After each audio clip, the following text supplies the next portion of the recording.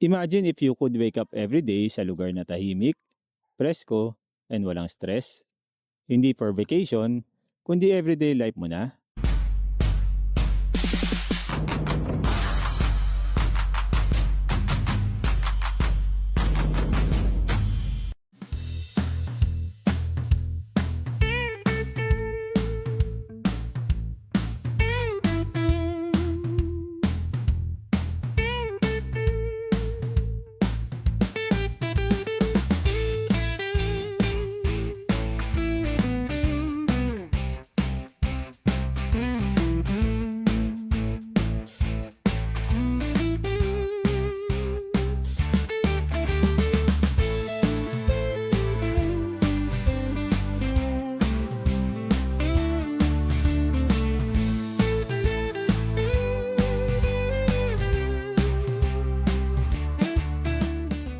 Nandito po tayo ngayon sa Playa Calatagan in Calatagan, Batangas.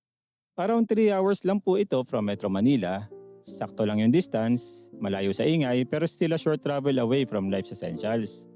Around 15-minute drive lang po ito sa Calatagan town proper, mga 2 hours drive from Batangas City and sa Nasugbu City po. So going back, imagine this becoming your daily environment. That's where places like this start to matter. Playa Calatagan is designed to be low density, organized, and peaceful. Hindi siya overwhelming, hindi rin crowded. And as priorities change, you start to look for less noise, less stress, and more space. Hindi na about having more things, it's about having the right environment, and that's what Playa Calatagan gives you. So let's start this quick property tour of Playa Calatagan.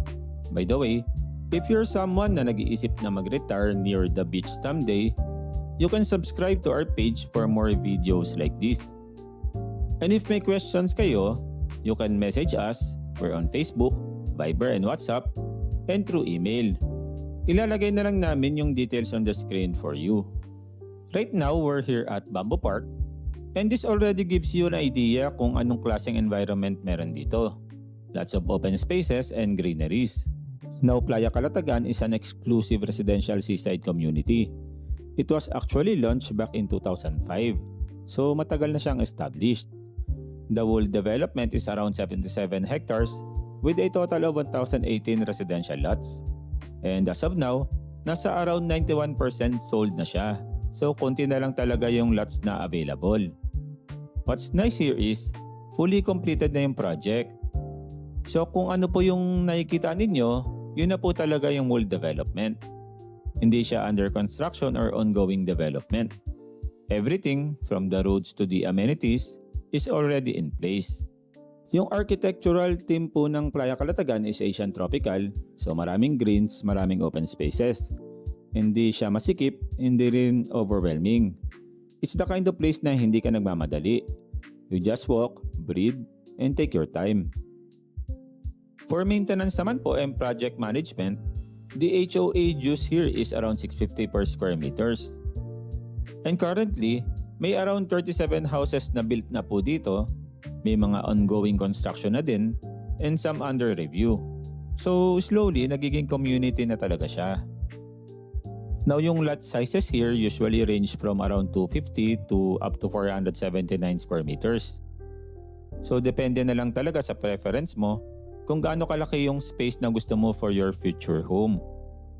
And habang naglalakad ka dito, you can already imagine kung anong magiging daily life mo. Andito naman po tayo ngayon sa Hilltop Clubhouse, and one of the first things you'll notice is yung open pavilion nila. This area is usually used for small gatherings, family events, birthdays, and even simple get-togethers. Hindi siya enclosed, so presko lang yung hangin. And bagay siya for relaxed celebrations. Then beside it, you have the pool area naman po. And from here, may view ka na rin ng sea. So hindi lang siya basta pool, may added scenery ka na rin. Places like this, simple lang, pero ito yung mga bagay na mas na-appreciate mo over time. Especially if you're looking for a slower, more relaxed routine. Now we have the Oasis. This area is more focused on open spaces. So dito po merong parks and walking areas, which is perfect if gusto mo lang maglakad-lakad or mag-relax. Meron din po ditong adult and kiddie pool, but as of now, inayos po siya during the time of this shoot. But it should be operational in the coming days. So once ready, this becomes another space na pwede mong balik-balikan, whether for exercise, relaxation, or just spending time outside.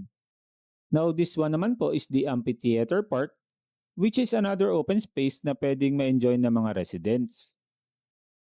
Now, this is one of the highlights of Playa Calatagan, the Residents Beach Club. This area is exclusive for property owners, so hindi siya open to the public. You also have pools here na dedicated for residents, so even without going directly to the beach, you already have a space to relax. And then of course, yung beach itself. White sand, open shoreline, and hindi siya crowded like typical public beaches. This is the kind of place na hindi mo kailangan planuhin every time. If you live here or even just visit regularly, it becomes part of your normal routine. Right beside the Residence Beach Club, you also have access to Calatagan South Beach. This is a leisure tourism estate also developed by Lanco Pacific. So for residents of Playa Calatagan, this becomes an extension of what you can enjoy here. Mas lively yung area compared to the private beach club, so you have a bit more variety depending on your mood. If gusto mo ng tahimik, stay ka sa residence area. If you want something a bit more active, you can go here. And having both options in one location, that's something you don't usually get. Over time, it's not just about the property. It's about having access to spaces like this without needing to go far. Now let me show you a few lot options para mas ma-visualize mo kung anong bagay sa'yo, depending on how you see yourself using the space long term. First option is this 365 square meter lot located at Phase 1, Block 15, Lot 25. What's nice about this one, nasa cul-de-sac siya, so less traffic, mas tahimik yung paligid. Malapit din siya sa Hilltop Clubhouse, so accessible yung main amenity area. And one of the best features, yung likod niya is the bamboo park. So guaranteed na open space siya, hindi ka magkakaroon ng structure directly behind you. So if you want something na peaceful pero convenient pa rin, this is a good option. Second option is this 368 square meter lot located at Phase 3, Block 42, Lot 16. Facing south siya and ang pinaka-advantage nito, yung likod niya is the Oasis amenity area. So similar sa first lot, meron ka ring guaranteed open space at the back. Pero this time, mas park-like yung feel niya since may greens, walking areas, and nearby pools. So if you prefer something na mas open and medyo more active yung paligid, this one might fit you better. And for the third option, this is a 358 square meter lot located at Phase 2C2, Block 24, Lot 45. This one is slightly elevated and facing northeast.